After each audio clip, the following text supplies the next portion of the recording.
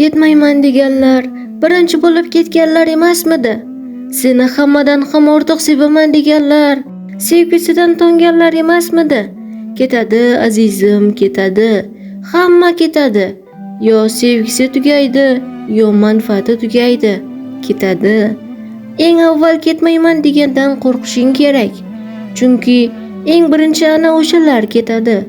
Kimdir ajali yetadi, ketadi. Kimdir boshqasini topadi, ketadi. Qanday shaklda bo'lmasin, oxir-oqibat hayotingga kirgan hamma ketadi.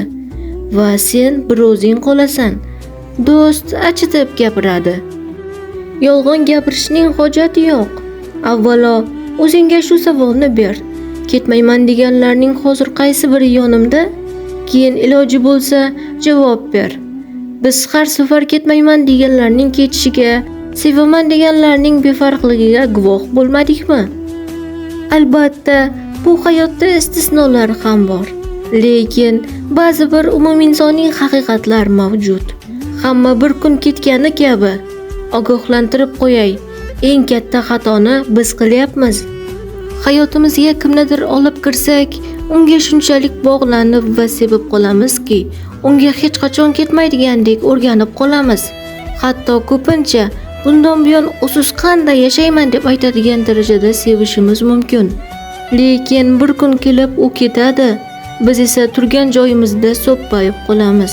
Hech kimni go'yo ketmaydigandek sevmang. Aksincha, hammaning ketishiga tayyor turing. Agar bunga o'zingizni tayyorlasangiz, kamroq azob chekasiz. Sevmang demayman, seving. Go'yo u sizni hech qachon tark etmaydigandek emas, bir kun kelib ketishiga tayyor bo'lib seving. Ketmayman deganlarga ishonma. Ayniqsa, seni tark etmoqchi bo'lgan odamlarni qolishga majburlama. O'zingni behuda koyitma. Ketmoqchi bo'lganlarga aytilishi kerak bo'lgan yagona so'z eshik ana u yerda.